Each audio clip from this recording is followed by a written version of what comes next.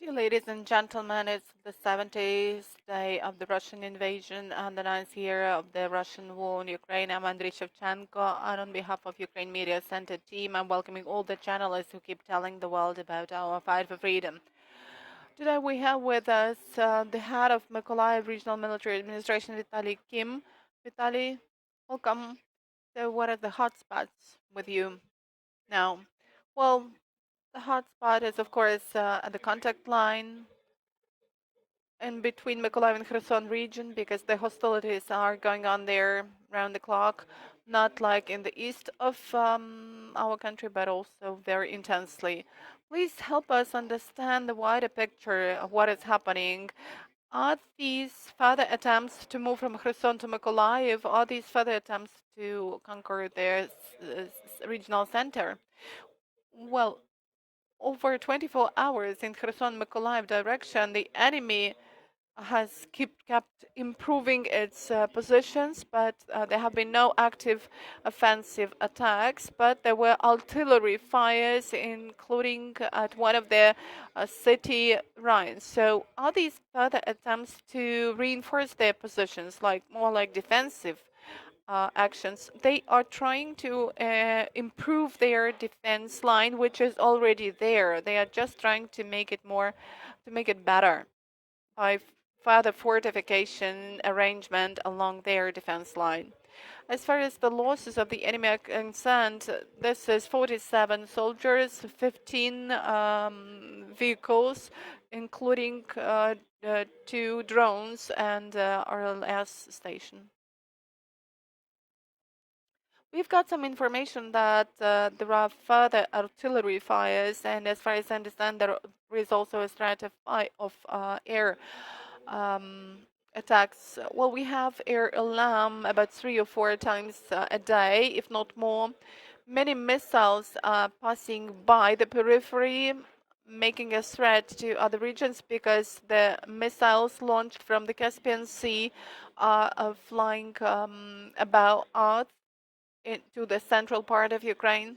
The fire is on a daily basis, and that's not a threat, it's just the fact that every day we have the fires firing, the shelling of both the regional center and the peripheral villages. What is the target of such attacks? Is it a part of the larger terrorizing campaign for civilians, or what is this?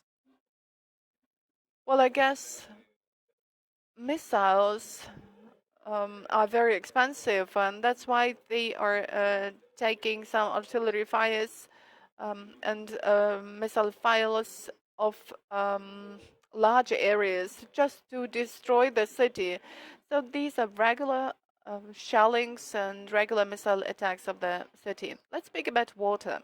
We realize that the authorities are doing their best to restore water supply. And what about the progress in this field? Well, that will happen in several stages as far as the quality of water is concerned. We will have water appearing in the taps next week, but that will be technical water which could not be consumed as drinking water. But we will improve the quality of water within a certain period of time. And the Cabinet of Ministers, thanks to the Office of the President, has allocated some money for the restoration, water supply restoration project on a non-reversible basis. And we have the project which includes drilling wells to artesian water, and these supply points will be included to our city networks. That will take some time, but water will start appearing on the 15th of May. And where is Mykolaiv now taking water from? Well, now Mykolaiv is taking water from wells from its stocks. And as far as drinking water is concerned, we have it supplied to the city. Uh, we also have the problem with diesel fuel, but it's difficult to bring water because of the lack of diesel fuel to the places where it should be given to people. We have a lot of private wells, and of course, people share this water with their neighbors. And as far as we realize, that has become one of the tasks of the volunteers to help each other with water, right? Well, you know, after the beginning of the war, that is not a specific task. All the people are helping each other. And if there is a problem, the volunteers don't ask us. They just start doing whatever they can do to help. That is an ongoing volunteering movement. Volunteers keep helping in all the directions, not only with water. Here is another topic: the sowing campaign and agricultural work. So, what do your farmers say now about this year? Well, this is a difficult year. Everybody faces different risks and different problems and challenges, but a great number of people are still trying to arrange the sowing campaign because that is bread, that is their job. Um, it's war, but they need to work. There is a riskier part of the territory closer to the front line. People are not arranging any sowing campaigns there, but the more distant territories have already done something in this respect, and I would say that about 40% of our crops are winter crops. That's why now it's difficult for me to tell about any percentage, but anyway, a lot of farmers are now staying in the field. Let's sum it up, and that will be my last question. What about the mood? What about the atmosphere? Are people leaving the city? Are they going back to the city? Are they waiting what is going to happen next or what? Well, I've just had some tour of the city. The city is alive. Some markets, some shops are alive. People go and do their business.